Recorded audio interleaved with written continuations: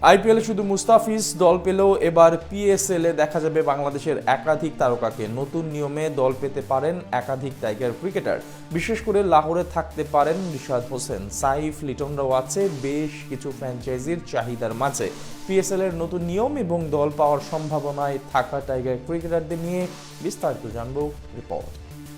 আইপিএলে 9,20,00,000 রুপিতে দল পেয়েছেন মুস্তাফিজুর রহমান। রেকর্ড দামে নিলামে তাকে নিয়ে কারাকারি হলেও বাকি টাইগার ক্রিকেটারদের অবস্থা ছিল শোচনীয়। তাসকিন আহমেদ অবিকৃত থাকলেও নাম ওঠেনি বাকি 5 জনের। তবে হতাশ হওয়ার কিছু নেই, এবার পাকিস্তান সুপার লিগে দল পেতে পারেন বেশ কিছু টাইগার ক্রিকেটার। টুর্নামেন্ট ঘিরে নতুন নিয়ম প্রণয়ন করেছে পিসিবি, যার সুবাদে আসরে ডাক পেতে যাচ্ছেন রিশাদ হোসেন, তাসকিন আহমেদরা। সময়ের সাথে সাথে ফ্র্যাঞ্চাইজি টুর্নামেন্টগুলো চাহিদা বাড়ছে বাংলাদেশি ক্রিকেটারদের। চলমান আইএল টি20 লিগে নাম আছে 3 জনের। বিগ ব্যাশে খেলছেন রিশাদ হোসেন।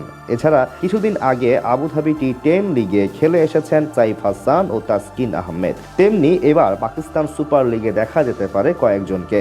এই তালিকায় সবচেয়ে বেশি এগিয়ে রিশাদ হোসেন। নিজের অভিষেক আসরেই লাহোর কালান্দার্সের হয়ে দুর্দান্ত বল করে নজর কেড়েছিলেন এই লেগ স্পিনার। ফ্র্যাঞ্চাইজিটির হয়ে 7 ম্যাচে নেন 13 উইকেট। তাই এবার নিলামেও তার দিকে হাত বাড়াতে পারে লাহোর। তাছাড়া চলমান বিগ ব্যাশ লিগে এখন পর্যন্ত অসাধারণ বোলিং করেছেন রিশাদ। তাই পিএসএল এ লাহোরের সাথে আরো 2-1টি ফ্র্যাঞ্চাইজির চাহিদায় থাকবেন এই লেগই। একইভাবে উজ্জ্বল সম্ভাবনা রয়েছে জাতীয় দলের আলোচিত ব্যাটার সাইফ হাসানের। গেল এশিয়া কাপে অসাধারণ পারফরমেন্স করে তাক লাগিয়ে দেন সবাইকে। ঠিক এই কারণেই পিএসএল এর ফ্র্যাঞ্চাইজিগুলো আগ্রহ দেখাতে পারে তার প্রতি। এছাড়া সংক্ষিপ্ত ফরম্যাটের টাইগার অধিনায়ক লিটন কুমার দাসকেও কিনতে পারে ফ্র্যাঞ্চাইজিগুলো।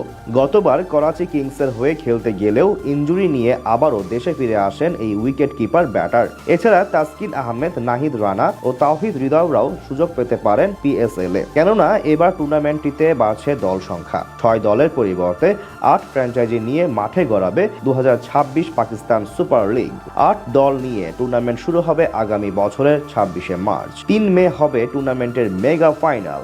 39 দিনে ম্যাচ হবে মোট 44টি। পিএসএল কর্তৃপক্ষ জানিয়েছে দল সংখ্যা বাড়লেও টুর্নামেন্টের সময়কাল বাড়াতে চান না তারা, যার কারণে নতুন ফরম্যাটে আয়োজন করবেন পিএসএল। নতুন ফরম্যাট অনুযায়ী প্রথম পর্বে হবে সিঙ্গেল লিগ। প্রথম পর্বে প্রতিটি দল একবার করে একে অপরের মুখোমুখি হবে, যার সুবাদে প্রত্যেক দল সমান প্রতিযোগিতার সুযোগ পাবে এবং সেখান থেকেই পরবর্তী পর্বের সমীকরণ নির্ধারিত হবে। এরপর হবে সুপার 4।